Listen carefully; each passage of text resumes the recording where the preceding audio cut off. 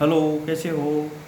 मैं Vijay, GS Vijay education and counsellor channel के माध्यम से आपसे फिर एक बार रूबरू हो रहा हूँ। कैसे हो? सब ठीक है? अच्छे से पढ़ाई करना, और कोई समस्या हो तो कमेंट करना। तो हम पढ़ रहे थे 10th क्लास की सामाजिक, यानी कि 4 बुक चलती हैं जिसमें हम इतिहास वाले पोर्शन को पढ़ रहे थे। हमारा चैप्टर, दूसरा चैप्टर हमने दूसरा स्टार्ट किया था, भारत में राष्ट्रवाद, वो कंप्लीट हो गया है।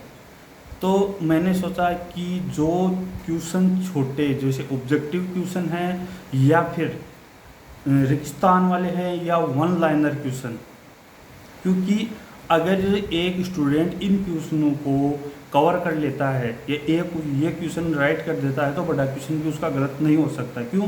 क्योंकि बड़े क्वेश्चन में भी यही फैक्ट डालने पड़ेंगे।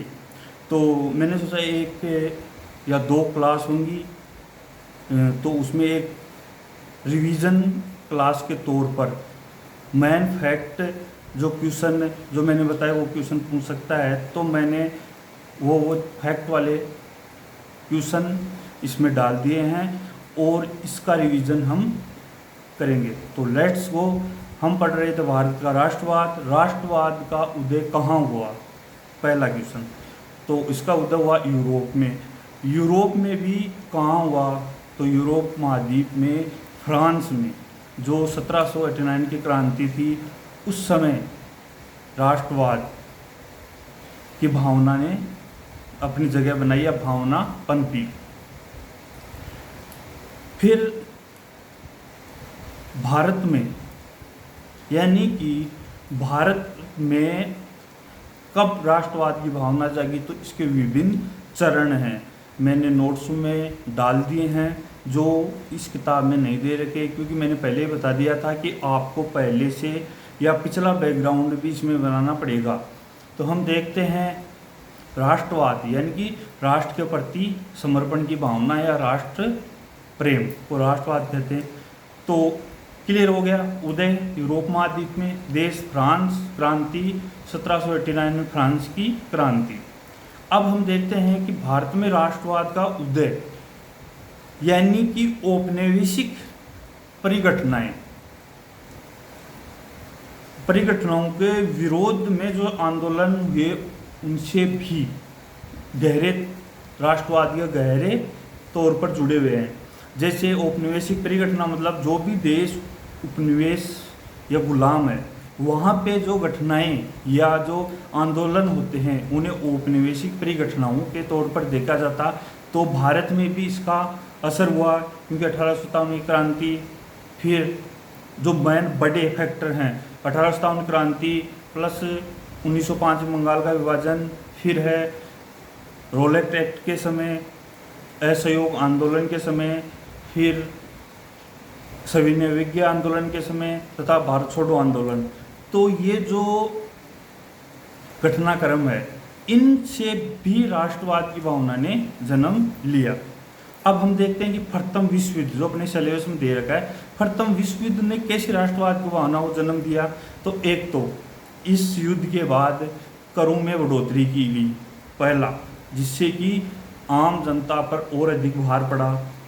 तो उससे भी लोगों को एकजुट होने में काफ़ी हद तक मतलब। फिर है गांव में, एक सबसे बड़ा फैक्टर ये काम कर गया कि गांव में जो गांव में रहते थे, जो असहयोग आंदोलन के समय या असहयोग आंदोलन या सविनय आंदोलन के समय जो नहीं जुड़ पाए थे, उनमें भी प्रथम विश्व युद्ध के बाद जबरन आक्रोश था।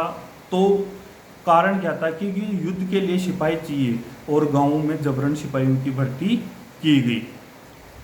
ये इससे भी लोगों के मन में राष्ट्र प्रेम की भावना या राष्ट्रवाद की भावना जगी।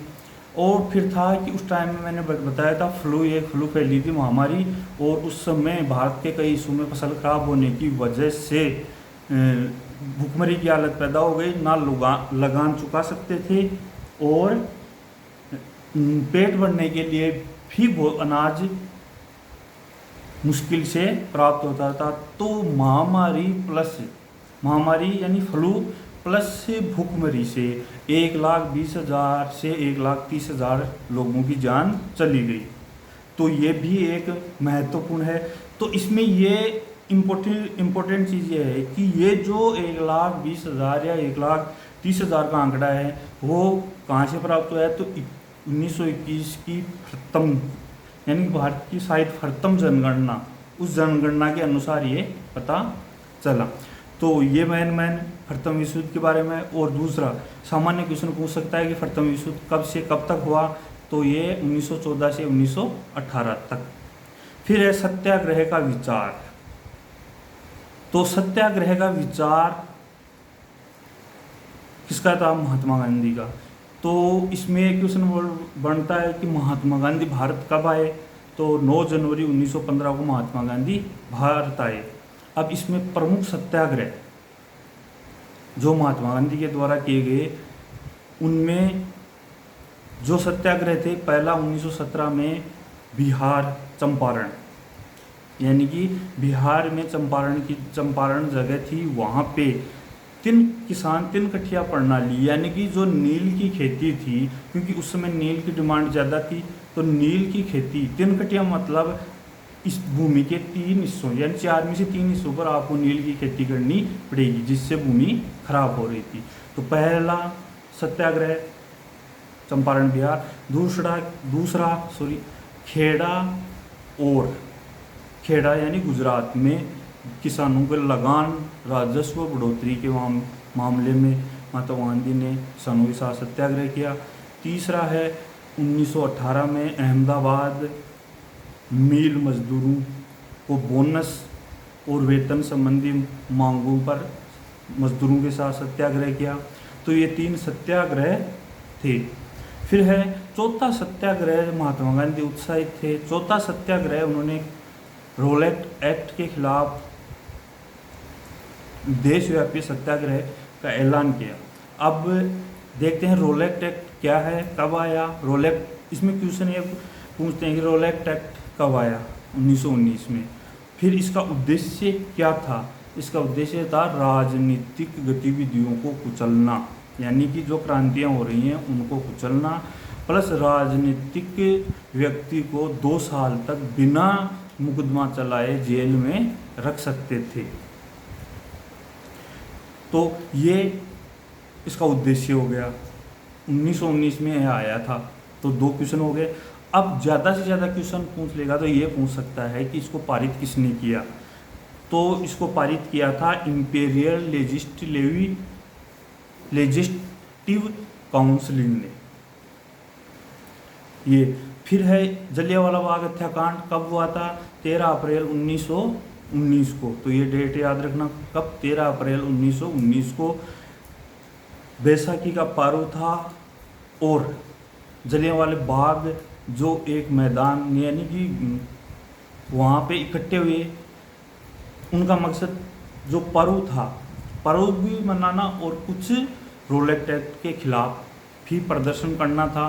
तो वहाँ की कमान किसको दी गई, जनरल डायर ने फायरिंग करवाई, जिससे हज़ारों लोग मारे गए। तो यहाँ पे एक तो ध्यान रखना, 13 अप्रैल 1919 बैसाखी का पर्व था और किसने वहाँ पे गोलियाँ चलवाई, तो वहाँ जनरल डायर ने। या पूछ सकते हैं कि वहाँ की कमान किसके हाथ में थी, तो जनरल डायर। बाद में जनरल डायर को उधम सिंह ने ब्रिटेन में मारा था। फिर है जब महात्मा गांधी का ये आंदोलन असफल रहा कि मतलब सत्याग्रह का प्रयोग, इसमें हिंसा होने लग गई, ये यहाँ तक। फिर खिलाफत समिति का गठन कब हुआ, मार्च 1919, कहाँ पर, मुंबई में। और किसने की, मोहम्मद अली जिन्ना और शौकत अली बंधु और कुछ अन्य ने। क्योंकि जो मुसलमानों के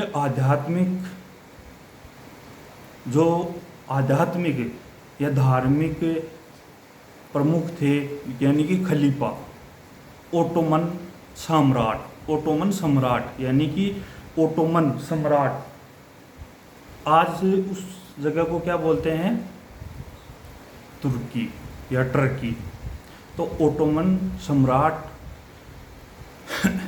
पर एक बहुत सख्त शांति संधि थोपी जाएगी, इसीलिए मुसलमानों में ये आक्रोश था। तो खिलाफत समिति का गठन 1919 मार्च 1919 किसने? मोहम्मद अली जिन्ना और शौकत अली बंधुओं ने। क्योंकि तो ये खिलाफा एक ओटोमन सम्राट पर एक जबरन शांति संधि थोपी जा रही।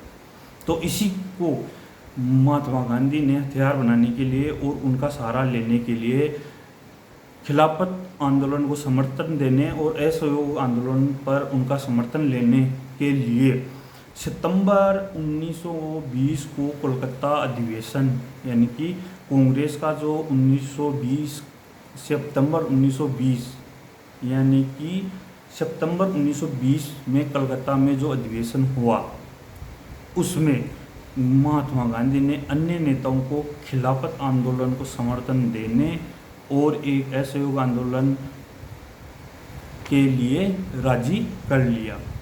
तो ये अधिवेशन महत्वपूर्ण है। इस अधिवेशन में मतलब कि कौन से अधिवेशन में गांधी जी ने खिलाफत आंदोलन को समर्थन देने और असहयोग आंदोलन चलाने के लिए अन्य कांग्रेसी नेताओं को राजी किया, तो वो था सितंबर 1920 का कोलकाता अधिवेशन।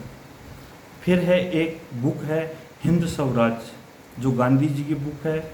ये क्वेश्चन भी पूछ लेते हैं बुक का कि हिंद स्वराज्य किसकी बुक है या किसकी कृति है? तो महात्मा गांधी। कब प्रकाशित हुई? 1909 में। क्लियर। फिर है दिसंबर 1920 में नागपुर अधिवेशन, क्योंकि इस चैप्टर में यह अधिवेशन ही महत्वपूर्ण है। तो दिसंबर 1920 में नागपुर अधिवेशन, कांग्रेस का नागपुर अधिवेशन हुआ, तो उसमें क्या डिसीजन हुआ कि आंदोलन पर मोहर लगा दी। तो ये पूछ सकते हैं कि असहयोग आंदोलन पर मोहर किस अधिवेशन में लगाई? तो वो था नागपुर अधिवेशन सितंबर 1920 में, सॉरी दिसंबर 1920 में। अब आंदोलन पर मोहर लग गई। फिर आंदोलन देखते हैं कि आंदोलन के भीतर अलग अलग धाराएं थी, यानी कि इसमें 2-3 धाराएं थी, जैसे शहरी क्षेत्र में, ग्रामीण क्षेत्र में, बागानों में। तो ये पढ़ा, लेकिन अब ये इम्पोर्टेंट फैक्ट जो क्वेश्चन के तौर पर, असहयोग आंदोलन कब शुरू हुआ? जनवरी 1921। ये याद रखना, कंफ्यूज करने वाली डेट होती है, जनवरी 1921 में।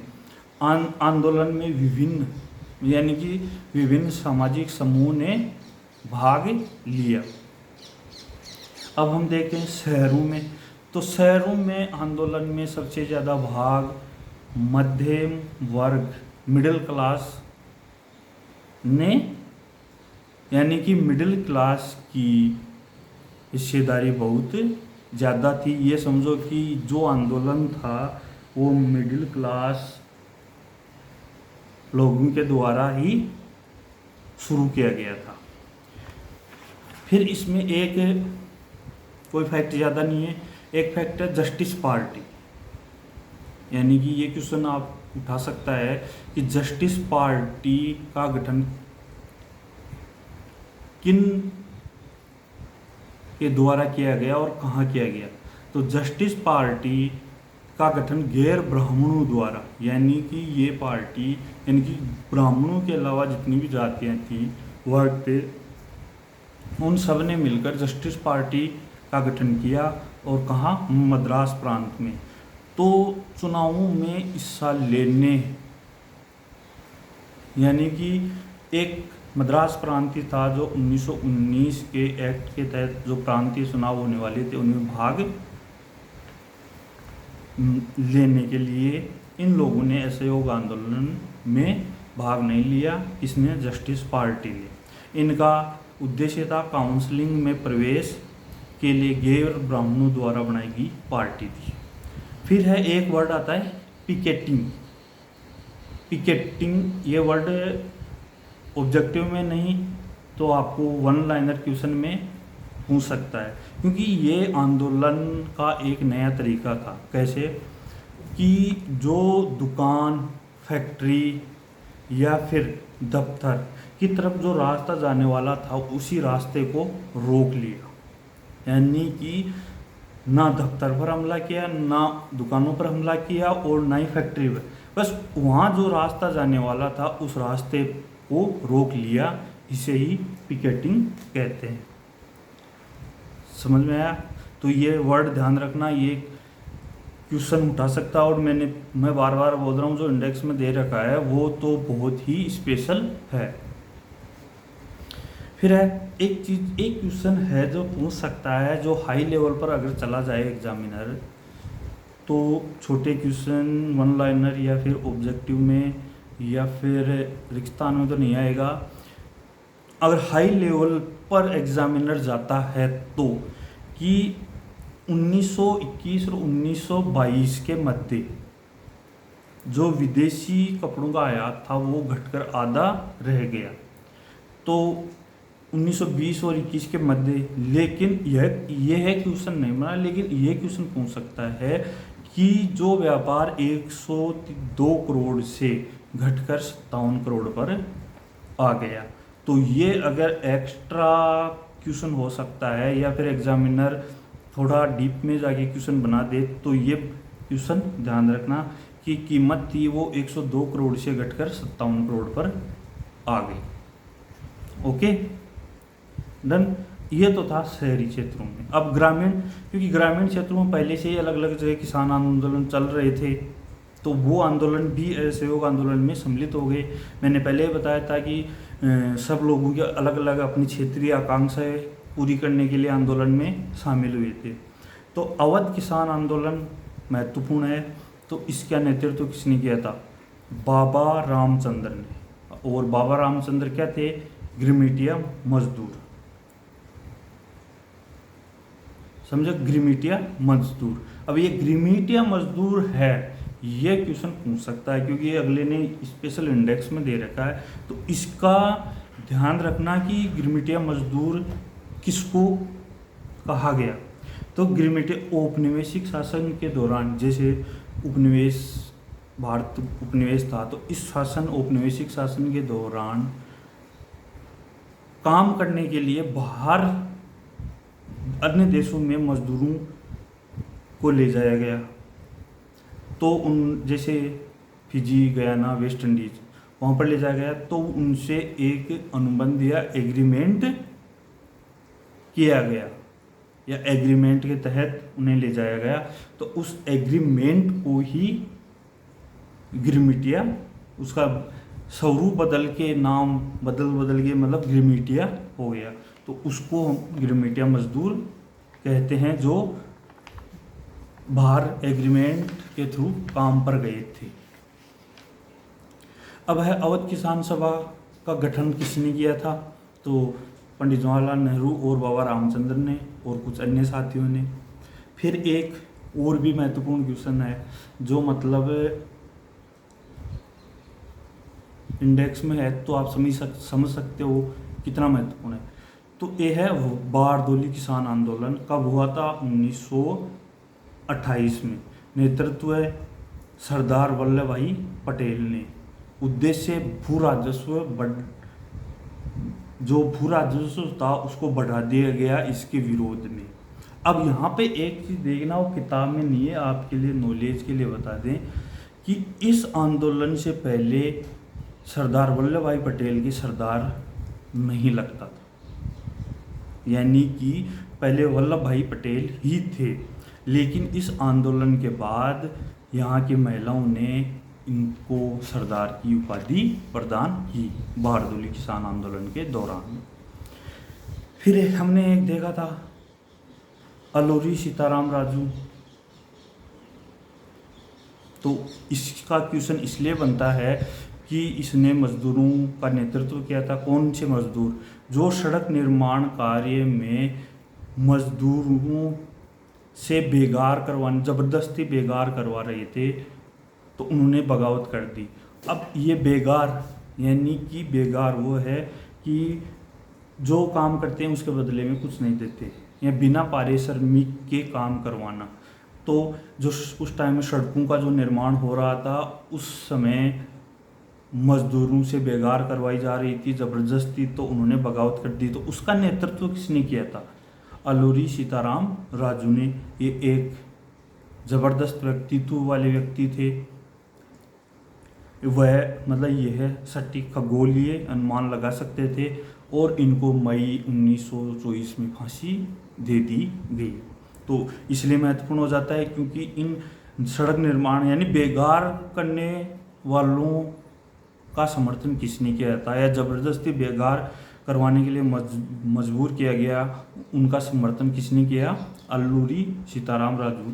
उनको फांसी देगी मई 1924 में।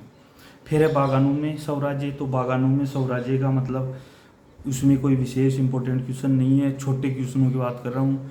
तो वो तो हम अच्छी तरह देख चुके हैं कि बागानों में उनको बाहर जाने की अनुमति नहीं थी, वो कोई बिरला ही था जो बाहर जा सकता था, किस्मत वाला कह सकते हैं। तो इसमें एक एग्रीमेंट है, इनलैंड इमिग्रेशन एक्ट, यानी कि इनलैंड इमिग्रेशन एक्ट 1859, यानी कि एक एक्ट है इनलैंड इमिग्रेशन एक्ट 1859, जिसके तहत मजदूर एक बार अंदर प्रवेश करने के बाद में बाहर बिना अनुमति के बाहर नहीं जा सकते। तो इस एक्ट को ध्यान में रखना कि क्वेश्चन पूछ ले कि कौन से एक्ट के तहत मजदूर बागानों से बाहर जाने की अनुमति नहीं थी, या किस एक्ट के तहत उनको अंदर लिया जाता था। Inland immigration act 1859। तो ये बागानों में था एक क्वेश्चन जो मतलब महत्वपूर्ण था। अब देखते हैं सविनय अवज्ञा आंदोलन की ओर। आज क्या उमस बहुत हो रही है, बारिश हो रही है और पसीने छूट रहे हैं, आप देख रहे हो। चलो कोई बात नहीं है, हम आगे बढ़ते हैं, ये तो होता रहेगा। फरवरी 1922 को असहयोग आंदोलन वापस ले लिया गया। तो इसमें डेट दे नहीं रखी है, लेकिन एक आपके नॉलेज के लिए बता दूं, चौरी चौरा कांड घटना हुई थी, उसके बाद में महात्मा गांधी ने असहयोग आंदोलन को वापस ले लिया। फिर यानी कि डेट है 22 फरवरी, जो इसमें एग्जाम इस बुक में नहीं है तो आपको भी याद नहीं करनी, लेकिन भविष्य के लिए याद रखना 22 फरवरी। जो प्रांतीय चुनाव होने वाले थे, अभी हमने जिक्र किया था जस्टिस पार्टी वाला, तो प्रांतीय चुनाव होने वाले थे वो किस एक्ट के तहत थे? तो 1919 का एक्ट था government of India act, government of India act. तो गवर्नमेंट इंडिया एक्ट के तहत 1919 के प्रांतीय परिषदों के चुनाव होने थे। स्वराज्य पार्टी का गठन किसने किया? तो असहयोग आंदोलन जब वापस ले लिया गया तो कुछ कांग्रेसी नेताओं ने सोचा कि असेंबली में जाकर इनका विरोध किया जाए और दुनिया को दिखाया जाए कि ये लोकतांत्रिक संस्था नहीं है। तो स्वराज्य पार्टी का गठन 1924 में CR दास और मोतीलाल नेहरू ने किया था। तो इतना ध्यान रखना, क्योंकि बस पार्टी किसने बनाई थी? CR दास और मोतीलाल नेहरू। फिर उधर इंग्लैंड में चुनाव हुए और सरकार चेंज हुई। फिर नई सरकार आई, टोरी सरकार ने एक कमीशन का गठन किया जिसको साइमन कमीशन कहते हैं 1928 में। इसकी अध्यक्षता सर जॉन साइमन ने की। इसमें एक भी भारतीय सदस्य नहीं था। और इसकी स्थापना क्यों की गई? जो आंदोलन हो रहे थे, जो गतिविधियां हो रही थी उनका तथा भारत में संवैधानिक व्यवस्था का अध्ययन करने के लिए इसका गठन किया गया था। तो इसके विरोध में व्यापक विरोध प्रदर्शन हुआ। तो तो प्रदर्शन के दौरान लाला लाजपत राय के सिर में चोट लगने से वो गंभीर रूप से घायल हो गए, बाद में उनकी मृत्यु हो गई। और फिर है अक्टूबर 1929 को लॉर्ड इरविन ने डोमिनियन स्टेट का ऐलान किया। फिर है दिसंबर 1929 को लाहौर अधिवेशन की अध्यक्षता जवाहरलाल नेहरू। विशेष क्या था, 26 जनवरी 1930 को स्वतंत्रता दिवस मनाएंगे और पूर्ण स्वराज्य का संकल्प लिया गया। तो ये थे यहाँ तक के इम्पोर्टेंट फैक्ट वाले क्वेश्चन, तो मैंने यहाँ तक बता दिए। और एक बात याद रखना, अगर छोटे छोटे क्वेश्चनों पर अपनी पकड़ है तो बड़े क्वेश्चन को करने में कोई भी दिक्कत नहीं आएगी। यानी कि छोटे छोटे कहने का मतलब जो भी विद्यार्थी, और हम देख क्या रहे हैं, सबको पता है कि 2-3 साल से सामाजिक विज्ञान और जो उधर पॉलिटिकल साइंस है उनमें स्कोर बच्चों का डाउन हो रहा है। कारण एक तो 4 किताबें हैं, फिर स्टूडेंट भी इंटरेस्ट नहीं लेते हैं, पास हो जाएंगे। और इधर फिर जैसे मान लो कि सिलेबस थोड़ा लेंथी है, जैसे वो हिस्ट्री है तो इसमें वर्ल्ड का भी है पार्ट, तो ये सब चीज़ें हैं जिसकी वजह से स्टूडेंट स्कोर नहीं कर पा रहे हैं। 2-3 साल से ऐसा ही हो रहा है।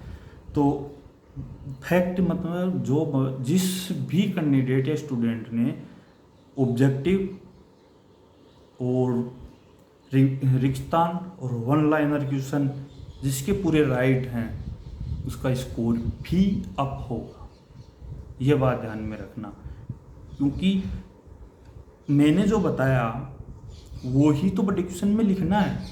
ये छोटे छोटे फैक्ट में भी काम आएगा और बड़े क्वेश्चन में भी एडजस्ट हम इनको कर सकते हैं। तो अब आज के लिए बस इतना ही। अगला चैप्टर बोर्ड पे स्टार्ट करेंगे, टेंशन मत लो। देखो पीछे लिखा हुआ यही मैटर लिखा हुआ है, तो ठीक है। शेयर करना, लाइक करना, और अच्छा लगे आपको दिल से इच्छा हो सब्सक्राइब करने की तब सब्सक्राइब करना। जोर ज़बरदस्ती किसी को है नहीं, अगर रुचि है, क्योंकि मैं इस पे चैनल पे क्लास के अलावा और भी कुछ नॉलेजेबल वीडियो डालूँगा जो आपसे संबंधित होंगे, तो आपको नोटिफिकेशन मिलता रहे। वरना व्हाट्सएप ग्रुप पे आप जुड़े रहे, ये नोट्स आपको वहाँ प्रोवाइड होंगे। तो अगर आपके दिल से निकले कि हाँ हमारे लिए अच्छा है और इसको सब्सक्राइब करना चाहिए, तो आप सब्सक्राइब कर सकते हो। वरना इसको शेयर, कम से कम शेयर कर देना जो ज़्यादा से ज़्यादा स्टूडेंट के पास पहुँच जाए। अब अगला पार्ट कल और फिर परसों से नया चैप्टर स्टार्ट। ओके, धन्यवाद।